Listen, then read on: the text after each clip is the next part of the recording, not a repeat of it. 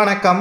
திமுகவின் முக்கிய நிர்வாகிகள் கூண்டோடு கைது. ஸ்டாலின் அவர்கள் வெளியிடக்கூடிய முக்கியமான அறிவிப்புகள். நண்பர்களே, இந்த வீடியோவிற்கு ஒரே ஒரு லைக் மற்றும் சப்ஸ்கிரைப் பண்ணிருங்க. கடந்த 5 ஆண்டுகளில் மட்டும் சுமார் 6.5 லட்சம் கோடி, அதாவது 24 ஆண்டுகளில் தமிழ்நாட்டில் 5 லட்சம் கோடி கடன் வாங்கப்பட்டது. ஆனால் இந்த 5 ஆண்டுகளில் மட்டும் சுமார் 6.5 லட்சம் கோடி கடன் வாங்கப்பட்டிருப்பது ஸ்டாலின் அவர்களது தலைமையிலான ஆட்சியில் ஒட்டுமொத்த மாஜி அமைச்சர்கள் 17 பேர் செய்த மெகா ஊழலை பட்டியலிட்டு வெள்ளை அறிக்கையாக விஜய் அவர்கள் வெளியிடக்கூடிய நேரம் வந்துவிட்டது.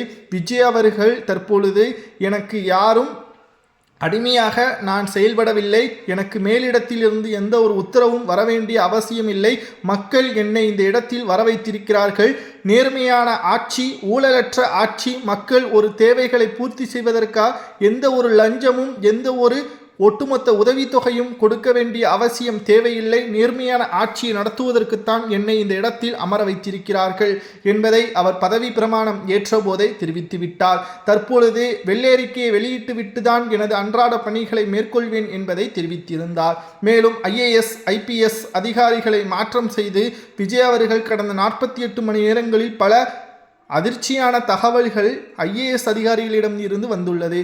அதில் இதற்கு முன்னால் ஆட்சி அமைக்கப்பட்டதல்லவா, திமுகவும் சரி அதிமுகவும் சரி, கலைஞர் காலத்தில், எம்ஜிஆர் காலத்தில், அண்ணா காலத்தில் மட்டுமே கிட்டத்தட்ட 4.5 லட்சம் கோடி தான் கடன் வாங்கப்பட்டது.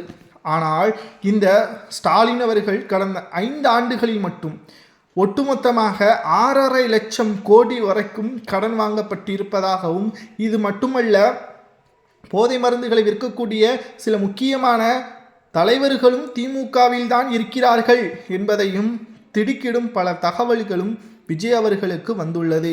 உடனடியாக இது நடவடிக்கை எடுக்குமையானால் பதற்றமான சூழல் ஏற்படும். இதனால் வெள்ளை அறிக்கையில் ஒவ்வொரு பக்கமாக குற்றவாளிகளது பெயர், அவர்கள் எங்கு எப்பொழுது தவறு செய்தார்கள் ஆதாரங்களோடு வெளியிடும் பட்சத்தில் இது ஒருதலை பட்சமான ஒட்டுமொத்த அறிவிப்பாக இருக்காது. தவறு செய்தவர்கள் அதற்கான தண்டனைகளை பெற வேண்டும் என்பதற்காகவே விஜய் அவர்கள் ஆதாரங்களோடு நிதானமாக நேர்மையாக இந்த முடிவுகளை வெளியிட திட்டமிட்டுள்ளார்.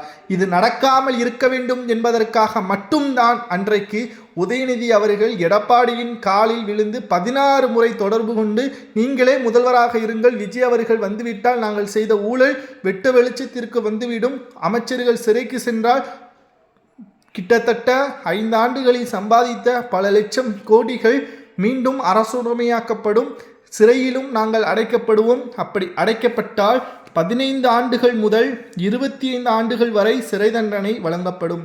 அன்றைக்கு மன்மோகன் சிங் ஆட்சியில் எப்படி 2G வழக்கில் ராசா அவர்கள் கைது செய்யப்பட்ட பொழுது ஒட்டுமொத்த இந்தியாவை தமிழகத்தை திரும்பி பார்த்ததல்லவா, காற்றிலும் கூட ஊழல் செய்யக்கூடிய ஒரு தலைவரா கருணாநிதி என்று கேள்வி கேட்கக்கூடிய அளவிற்கு இந்தியாவை திரும்ப பார்க்கப்பட்ட நிலையில் தற்பொழுது மீண்டும் அதே திமுகவில் இருந்து 4.5 லட்சம் கோடி வரைக்கும் முதற்கட்டமாக தமிழ்நாட்டில் கடந்த 5 ஆண்டுகளில் மட்டும் ஊழல் நடைபெற்றிருக்கிறது. இதில் கூண்டோடு பல நிர்வாகிகள், MLAக்கள், அமைச்சர்கள், மாஜி நிர்வாகிகள் அனைவரும் கூண்டோடு கைது செய்யக்கூடிய ஒரு சூழலை விஜய் அவர்கள் வெளியிடக்கூடிய ஒரு தகவல் தற்பொழுது கிடைக்கப்பெற்றுள்ளது.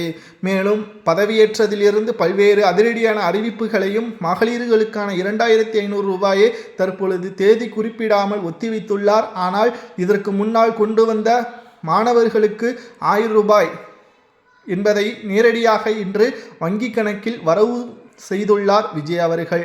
ஆனால் தமிழ்நாட்டில் நாங்கள் சொன்ன வாக்குறுதிகள் குறைவுதான், ஆனால் சொல்லாத வாக்குறுதியான டாஸ்மாகை மூடுதல், சுமார் 714 கடைகளை இழுத்து மூடியுள்ளார் என்பதையும் விஜய் அவர்கள் அறிவிப்பால் நம்மால் பார்க்க முடிகிறது. இந்த 5 நாட்கள் விஜய் அவர்களது ஆட்சியில் எந்த ஒரு கிட்டத்தட்ட மக்களின் பாதுகாப்பு இருக்கிறது என்று எந்த ஒரு அறிவிப்பையும் திமுகவால் வெளியிட முடியவில்லை. மக்கள் பாதுகாப்பாகவும் எந்த ஒரு அச்சுறுத்தலுக்கு இல்லாமலும் எங்கு பார்த்தாலும் காவல்துறையினர் சூழ்ந்து கொண்டு மக்களின் பாதுகாப்பை 24 மணி நேரம் பகல் முழுவதும் காவலர்கள், பெண் காவலர்களும் 48 மணி நேரம் இரவு முழுவதும் பகல் முழுவதும் சேர்த்து ரோந்துகளில் 2 பிரிவுகளாக பிரித்து மக்களின் பாதுகாப்பை உறுதி செய்துள்ளனர் என்ற தகவலும் தற்பொழுது கிடைக்கப்பெற்றுள்ளது.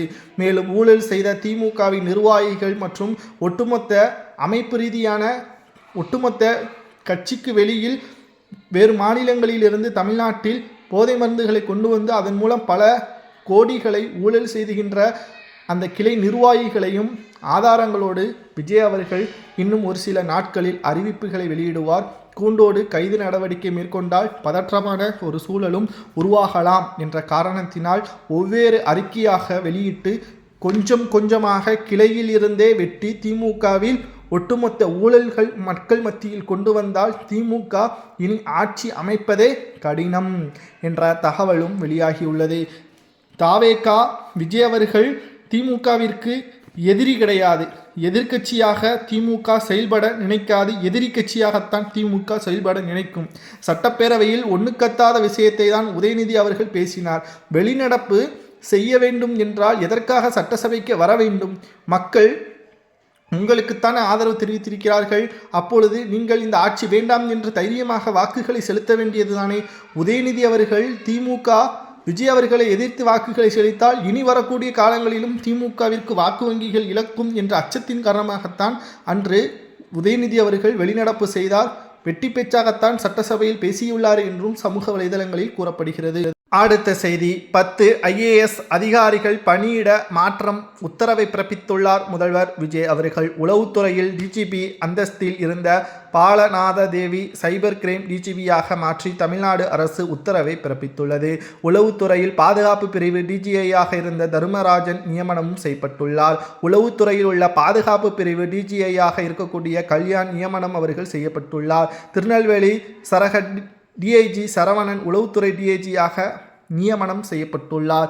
இனி தமிழ்நாட்டில் திமுக எதை வைத்தாவது பிரச்சனை செய்து ஆளும் கட்சியான தாவேகாவின் ஆட்சியை கவிழ்த்து விடலாம் என்ற சதித்திட்டம் 1% கூட நிறைவேறாது. மேலும் மக்களவை தேர்தலில் திமுகவின் அங்கம் வகிக்கின்ற கூட்டணிகளாக இருக்கக்கூடிய விசிக, முஸ்லிம் லீக், குறிப்பாக இடதுசாரிகள் விஜயின் பக்கம் வந்து விடுவார்கள். இன்னும் 4 மாதம்தான். திமுக 234 தொகுதிகளில் சட்டசபையிலோ தமிழ்நாட்டில் உள்ள 39 மாநிலங்களவை தேர்தலிலோ போட்டியிட்டால் 1 இடங்களை கூட தனித்து திமுகவால் வெற்றியடைய முடியாது. திமுகவின் சகாப்தம் இந்த தேர்தலோடு முடிந்துவிட்டதாகவும் அரசியல் வட்டாரங்களில் கூறப்படுகிறது. ஏனென்றால் விஜய் அவர்கள்